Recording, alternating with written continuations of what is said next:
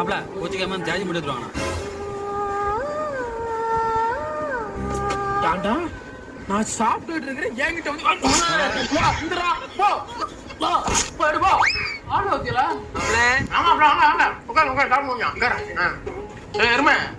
எல்லாத்தையும் அள்ளி போட்டு வா போய் டீ குடிச்சு வருவோம்.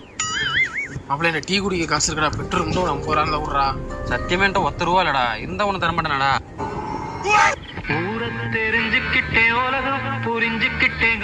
சரி வாங்க மாப்பிள்ள போவோம். இது ஒண்ணு சாவி போடுடா. சாவி போட்டு தான்டா இருக்கு. சொல்லு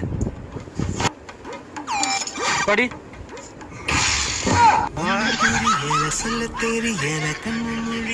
டேய் அத அடுத்து விடுறா. ஏய் தம்பி நல்லா இருக்கியா? நல்லா இருக்கேன். அப்பா ஏதோ ஆளே பார்க்க முடியல. எடா உன் தொங்க வச்சிக்கு கல்யாணமா? எந்த தங்கச்சினே?